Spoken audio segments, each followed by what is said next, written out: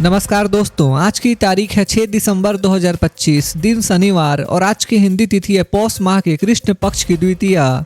तो दोस्तों, सबसे पहले तो आज के दिन का इतिहास जान लेते हैं। 6 दिसंबर 1992 यानी आज से 32 साल पहले अयोध्या में वह घटना हुई जिसने देश की राजनीति और समाज दोनों पर गहरा असर छोड़ा। इसी दिन अयोध्या में मौजूद विवादित बाबरी मस्जिद का ढांचा गिरा दिया गया। इसके बाद देश भर में तनाव और हिंसा फैल गई। आधिकारिक रिपोर्टों के अनुसार करीब 400 लोगों की जान चली गई और कई जगहों पर बड़े पैमाने पर नुकसान हुआ।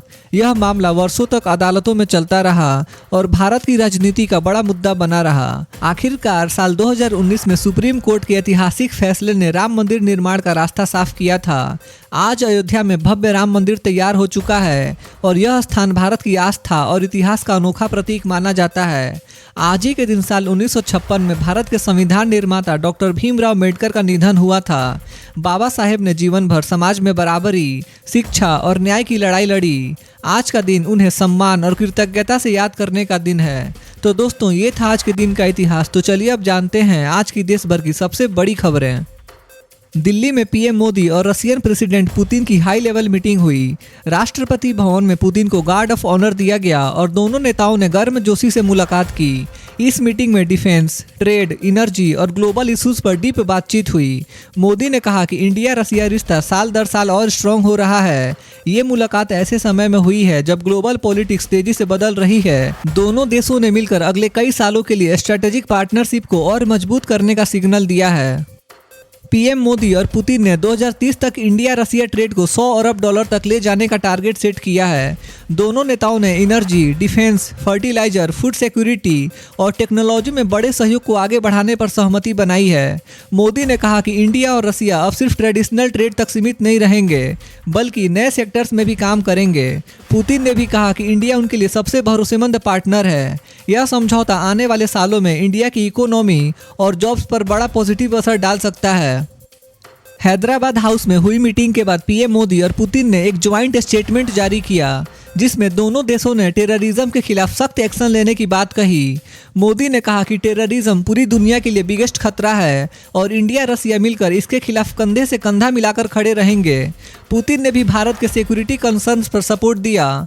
यह बयान ऐसे समय में आया है जब ग्लोबल लेवल पर सिक्योरिटी इशूज काफ़ी बढ़े हुए हैं।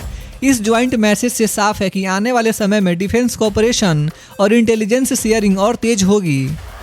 पीएम मोदी ने रशियन प्रेसिडेंट पुतिन को एक वेरी स्पेशल गिफ्ट दिया, भगवद गीता का रशियन ट्रांसलेटेड वर्जन।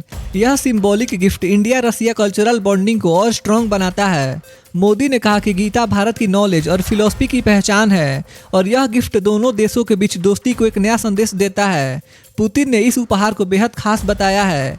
इस गेस्चर को इंटरनेशनल मीडिया में भी पॉजिटिव रिस्पांस मिला है। इससे साफ है कि भारत सिर्फ पॉलिटिक्स और डिफेंस ही नहीं बल्कि कल्चरल डिप्लोमेसी पर भी जोर दे रहा है। कल दिन भर यात्रियों के लिए बड़ी खबर यह रही कि इंडिगो ने 500 से ज़्यादा फ्लाइट्स कैंसिल कर दी। यह कैंसिलेशन सिक्योरिटी और ऑपरेशनल रीजंस की वजह से किए गए। पुतिन की हाई लेवल विजिट की वजह से दिल्ली समेत कई एयरपोर्ट्स पर एक्स्ट्रा रेस्ट्रिक्शंस लगाए गए थे। इससे हजारों पैसेंजर्स को काफ़ी दिक्कत हुई। कल की मीटिंग के बाद यह साफ संकेत मिले हैं कि इंडिया रूस से नए डिफेंस इक्विपमेंट खरीदने पर विचार कर रहा है। S-400 मिसाइल सिस्टम और फाइटर जेट्स पर बातचीत तेज हुई है।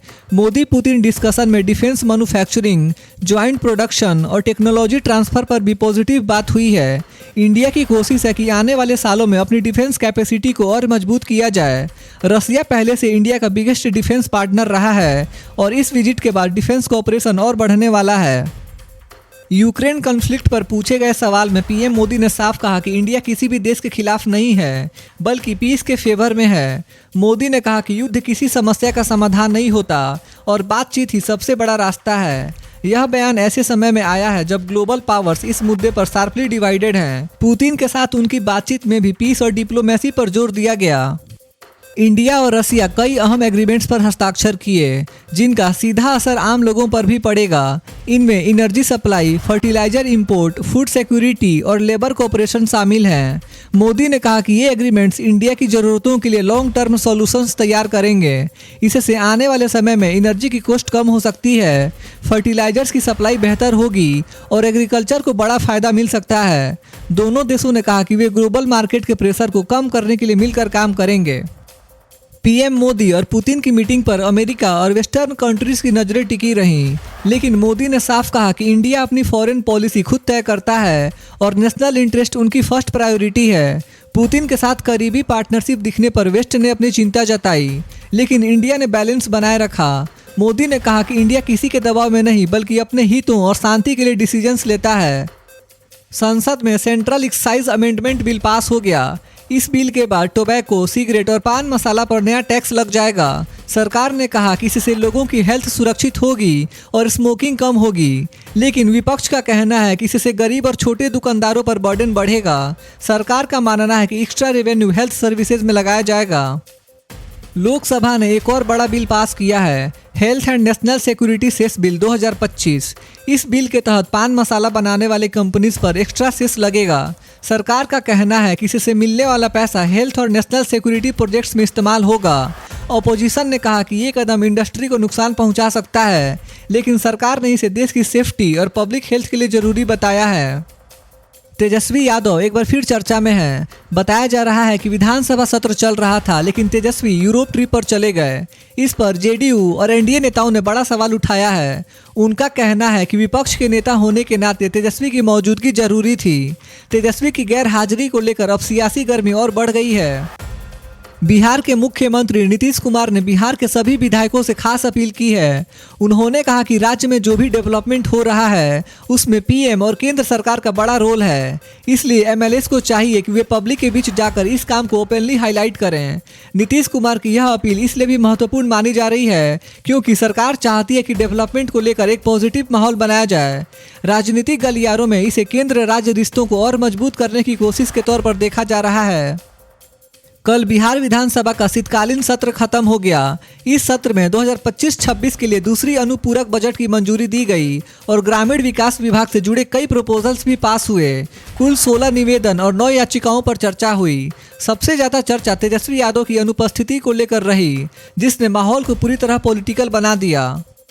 सीएम नीतीश कुमार को उनकी ऐतिहासिक उपलब्धि पर वर्ल्ड बुक ऑफ रिकॉर्ड्स की तरफ से बधाई मिली है। उन्होंने 10वीं बार बिहार के मुख्यमंत्री पद की शपथ लेकर एक नया रिकॉर्ड बनाया है। राजनीति में इतनी लंबी जर्नी और लगातार जनता का ट्रस्ट मिलना अपने आप में बड़ी बात है। इस उपलब्धि को लेकर एनडीए नेताओं में खुशी का माहौल है। सीएम योगी आदित्यनाथ ने अधिकारियों और बीजेपी विधायकों के साथ बड़ी मीटिंग की और कहा कि एसआईआर यानी स्पेशल इंटेंसिव रिवीजन अभियान को टॉप प्रायोरिटी दी जाए। योगी ने निर्देश दिया कि हर बूथ पर 10 लोगों की टीम बने और हर घर जाकर वोटर लिस्ट की पूरी जांच की जाए, किसी भी एलिजिबल वोटर का नाम न छूटे। इसके लिए सीएम, डिप्टी सीएम और मंत्री सबको 25-25 जिलों की जिम्मेदारी दी गई है। योगी का साफ संदेश है, 2026 के चुनाव से पहले वोटर लिस्ट बिल्कुल साफ और अपडेट होनी चाहिए। वेस्ट बंगाल की सीएम ममता बनर्जी ने बड़ा बयान देते हुए कहा कि अगर इलेक्शन कमीशन का एसआईआर यानी स्पेशल इंटेंसिव रिवीजन समय पर नहीं रुकता तो राज्य में प्रेसिडेंट्स रूल लग सकता था। ममता ने सीधे तौर पर केंद्र सरकार पर आरोप लगाया कि बंगाल की वोटर लिस्ट को जानबूझकर टारगेट किया जा रहा है। उन्होंने कहा कि ये पूरा स्टेप एक पॉलिटिकल स्ट्रैटेजी है जिसे राज्य की पावर को कमजोर किया जा सके। ममता ने साफ कहा कि बंगाल किसी भी तरह के दबाव में नहीं झुकेगा और लोकतंत्र की वॉइस हमेशा मजबूत रहेगी। तो दोस्तों, आज के लिए बस इतना ही था। देश भर के छोटे बड़े अपडेट्स और हर दिन के मुख्य समाचार देखने के लिए हमारे YouTube न्यूज़ चैनल इंडियन जनता न्यूज़ को सब्सक्राइब जरूर करें। मिलते हैं अगले वीडियो में, तब तक के लिए बाय बाय, टेक केयर, जय हिंद।